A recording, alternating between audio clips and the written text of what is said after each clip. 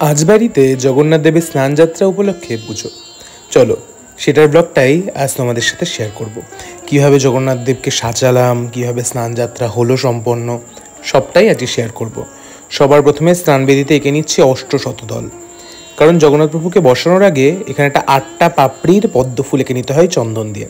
তারপরে আজকে যেহেতু ফলের মালা পরাতে হয়, আর আমার জগন্নাথ যেহেতু খুবই ছোট, সেই জন্য আমরা আঙুর ফলের মালা পরিয়েছিলাম। তারপর পঞ্চামৃত দিয়ে শুরু হলো স্নান করানো। এই পঞ্চামৃতের মধ্যে আছে দুধ, দই, ঘি, মধু আর শর্করা।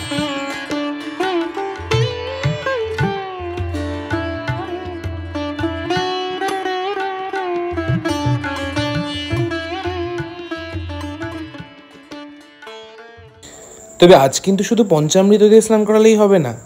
পঞ্চামৃত দিয়ে স্নান করানোর পরে এখন স্নান করানো হচ্ছে ফলের রস দিয়ে। আর এই ফলের রস দিয়ে স্নান করানোর পরে প্রভুকে সুগন্ধি জল দিয়ে স্নান করানো হয়।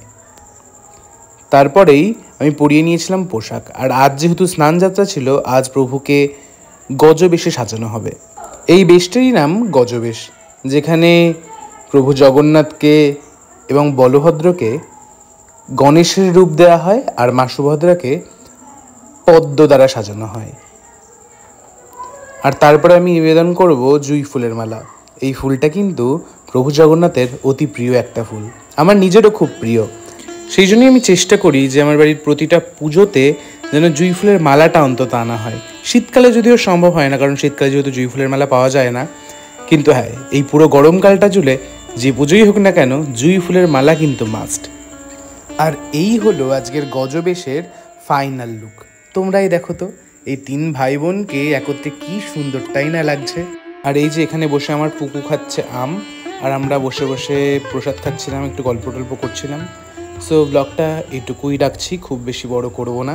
সবাই খুব ভালো থেকো, সুস্থ থেকো। জয় জগন্নাথ, জয় জগন্নাথ, জয় জগন্নাথ, জয়।